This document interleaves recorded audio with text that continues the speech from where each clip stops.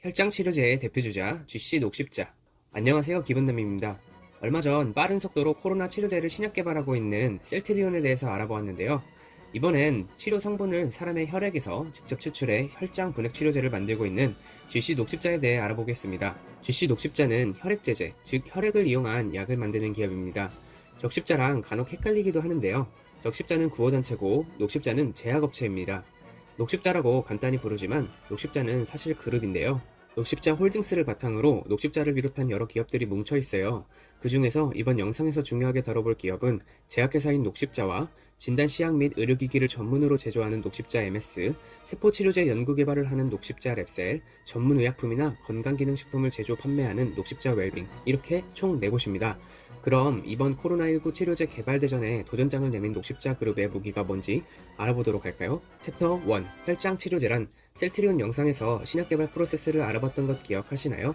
다시 한번 간단하게 짚어볼게요. 신약 개발은 후보 물질을 탐색하고 선정하는 과정의 연구 단계와 동물 실험인 전임상 및 인체를 대상으로 한 1차, 2차, 3차의 임상 실험을 거쳐 최종 시판 허가를 받게 되는 과정으로 이루어집니다. 녹십자의 경우 일반적인 신약 개발과는 다르게 임상까지 진입하는 속도가 엄청났는데요. 그 첫 번째 이유가 바로 녹십자가 개발하는 치료제가 혈장 분해 치료제이기 때문입니다.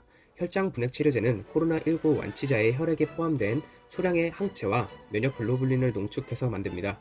혈액을 원심분리기로 돌려 혈구를 제거하고 남은 제일 가벼운 액체가 바로 혈장인데, 이 혈장에는 바이러스를 중화하려는 항체가 포함되어 있어서 치료제의 기능을 할 수 있다는 것이 잘 알려진 사실입니다.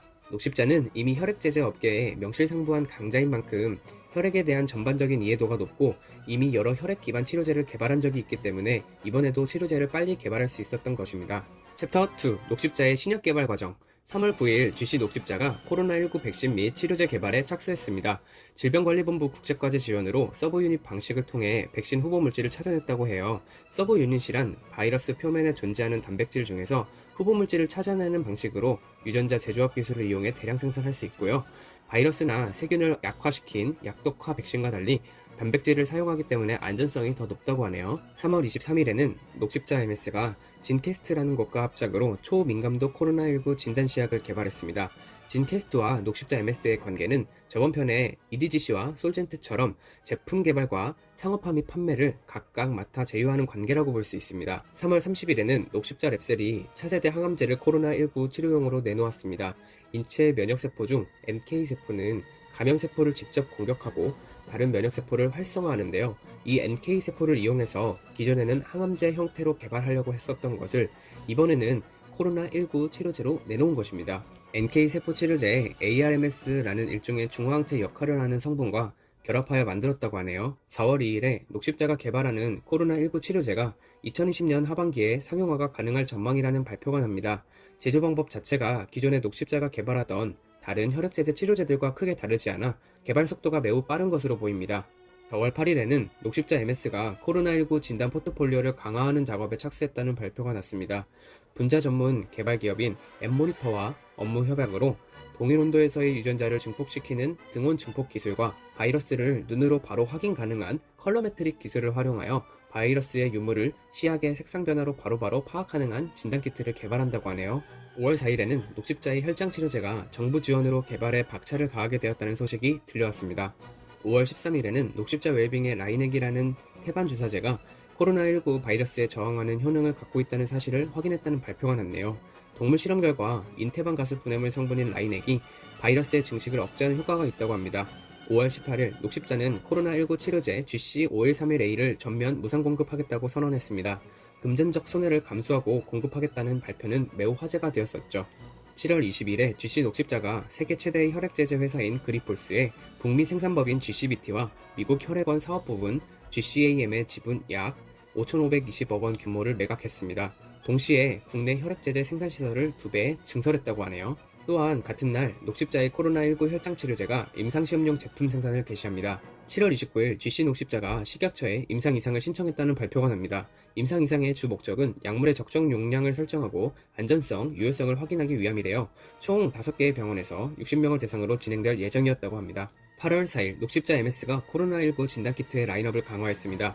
시료 채취부터 결과 분석까지 1시간이면 끝나고요. 컬러메트릭 기술로 바로 그 자리에서 색상 변화로 확인이 가능합니다. 8월 20일 식약처에서 녹십자의 혈장치료제 임상 이상 승인이 났습니다. 이것으로 녹십자의 혈장치료제 GC 5131의 실질적인 치료 효과를 검증하는 단계에 돌입했습니다.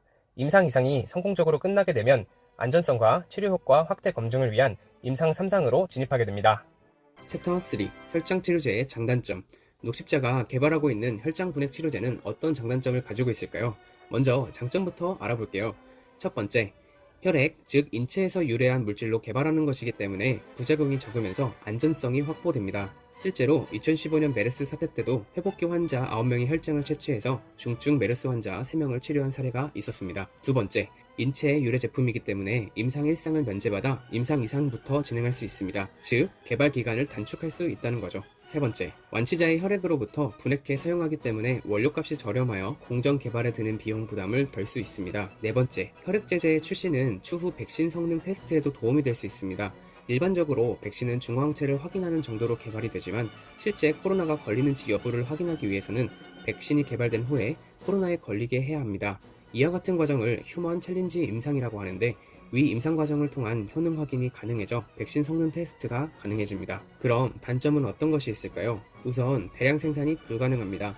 때문에 수요에 따른 공급을 맞출 수가 없어요. 이는 혈장 치료제의 원료가 코로나19 완치자 중 소정의 조건을 충족하는 사람에게서만 채취할 수 있다는 성분이기 때문입니다. 국내 정서상 외국인의 혈장을 이용하는 것도 권장되지 않을 뿐더러 더구나 공여자에게 대가성 지불이 불가하기 때문에 자발적인 기증을 통한 공급만 가능하다고 해요. 두 번째, 완치자 1명의 1회 기증으로는 1명도 치료가 안 되는 수율이 문제입니다. 완치자 1인의 혈장 기증분으로는 0.3에서 0.5명밖에 치료할 수 없습니다. 더구나 공여자의 건강 상태가 안 좋으면 기증 자체가 불가능하기 때문에 7월 20일 기준 1032명이 지원을 했지만 실제로 체열이 가능했던 건 642명에 불과했다고 하네요. 세 번째, 완치자가 혈장을 기증할 수 있는 병원이 많이 부족합니다.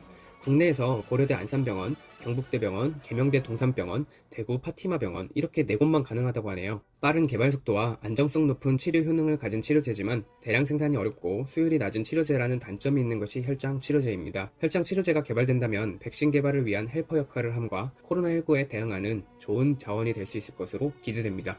녹십자 역시 이번 혈장 치료제 개발에 성공적인 결과를 만들어낸다면 대한민국의 바이오 분야 또한 위상이 높아지겠죠? 우리 모두 응원해줍시다. 오늘은 녹십자와 혈장 치료제에 대해 알아보았습니다.